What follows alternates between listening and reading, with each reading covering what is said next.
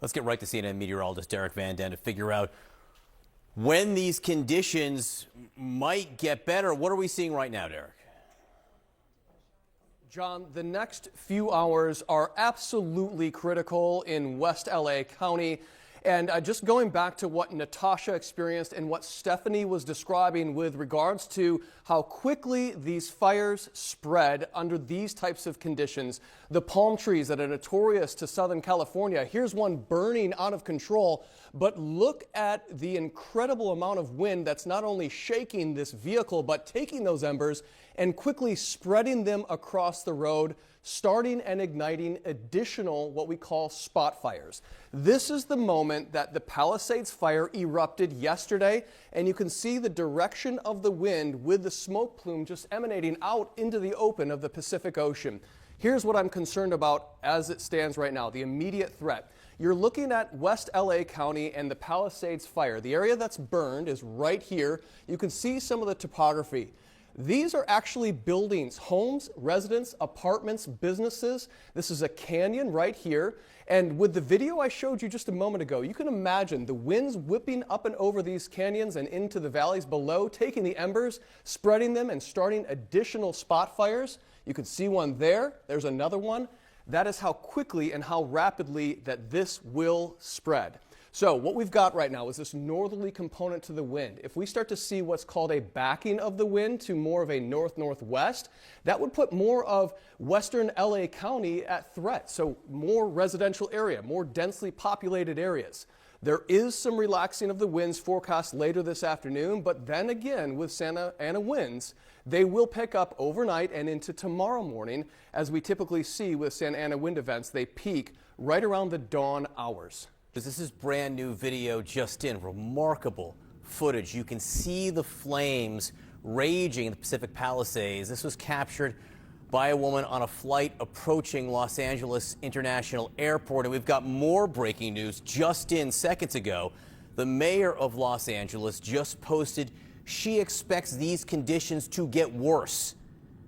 The conditions are expected to get worse over the next several hours. We've seen remarkable footage of these fires. I hope we see much more. The situation already bad, getting worse. Nick Watt is in the middle of it. This is Palisades Village, the heart of Pacific Palisades. This used to be a restaurant. I don't know what that was because there's nothing left. I can't tell what that used to be. But you can feel what the problem is. It's this wind. And the wind is only going to get worse. It's the wind. Look at these embers, Chris. Look at these embers. Any one of these embers can go and cause a fire somewhere else. Look, we got this. We got another spot fire up here. Just around the corner, an entire apartment building was gone. It's dry vegetation. It's wind. It's a terrible combination. 30,000 plus people evacuated. We have no idea yet how many structures have been lost. But we have been up in the hills, $1 million homes we've seen destroyed. We're down here in the village, apartment buildings, restaurants, destroyed. The question is, just how far is this fire going to go before the wind finally dies down? Nick Watt, Pacific Palisades, California. And our thanks to Nick and his team. Let's get right to Dr. Ariel Cohen, meteorologist in charge with the National Weather Service in Los Angeles. Doctor, thank you so much for being with us, the mayor of Los Angeles. And we're going to put as many pictures as we can so people can see the conditions in Los Angeles during our conversation. The mayor of Los Angeles just posted that she expects these conditions to get worse. What are you expecting the next several hours?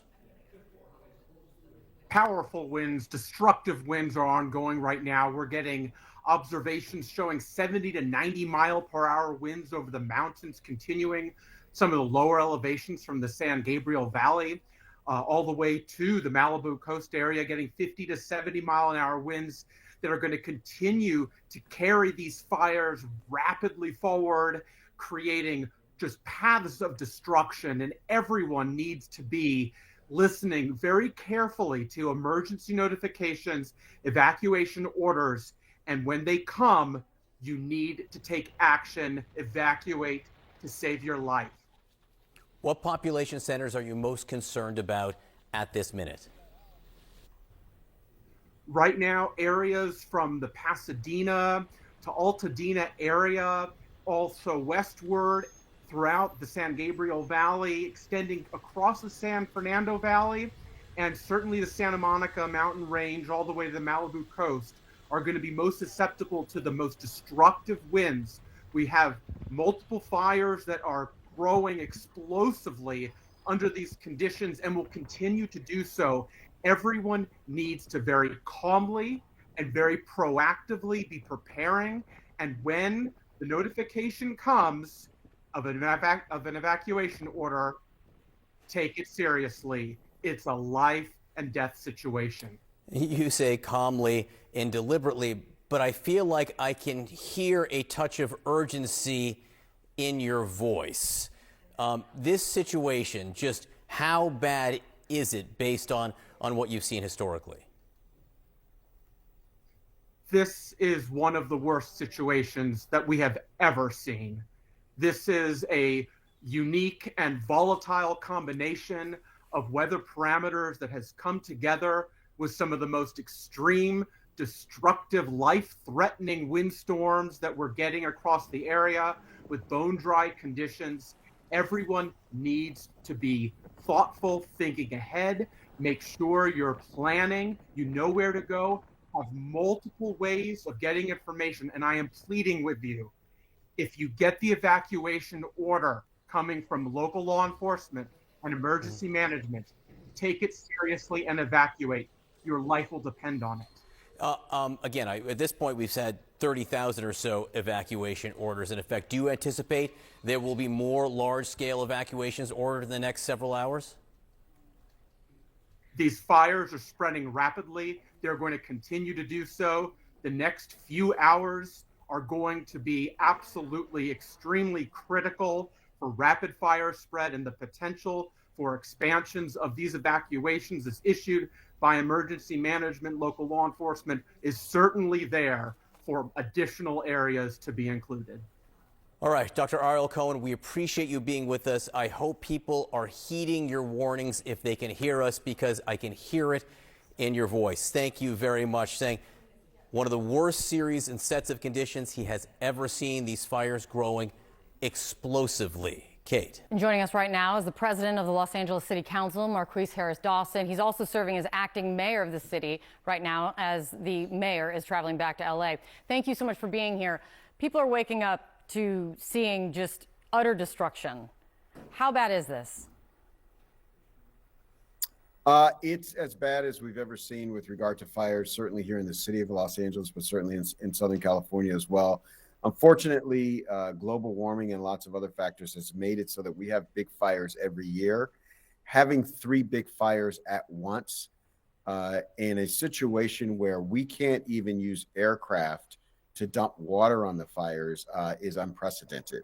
1,400 firefighters out on the street, and literally tens of thousands of other city workers, whether they're working on power poles, directing traffic, cleaning up debris off of roads so folks can come and go and evacuate where necessary. This is just an unprecedented mobilization that we are fortunately prepared for, but we have not yet seen. And some of what we're hearing from people as they're evacuating is just the terror of just how fast things change. We know how fast the winds are blowing these embers and how fast these fires are traveling. Do you have any sense of injuries? Have there been any fatalities? You know, there are, look, it's been night, so our ability to investigate is limited, but we do not have a reported fatality. We have 1 serious injury of a firefighter that we know of. Again, obviously, when morning comes, we'll be able to look more and we'll see more. But folks have done really well. The first responders have done really well protecting themselves and protecting people and property. They've done several rescues. We're rescuing people out of swimming pools and out of garages and lots of other places while there was still daylight yesterday. Again, we'll see what the morning brings, but so far, with regard to injury and loss of life, we've done well. And that would be wonderful if it stays that way. Do you have a handle, and it may be the same answer, but just we need to get the reporting. Do you have a handle on how many homes, how many businesses kind of, starting to total up what kind of level of destruction you're looking at by the fires even so far? Impossible to know the amount of structures that have been damaged because, again, we cannot get aerial views because of the smoke and the wind, and we can't get into the neighborhoods in many cases. I mean, firefighters are still working to put out structure fires, but we just don't have a count. My expectation is by 8 o'clock local time this morning, we'll have a count, and there'll be a press conference with the governor and the mayor and all the representatives. We'll have some idea, but just no idea on structure count now. The fires are growing too fast and too furious in order for us to keep track of that.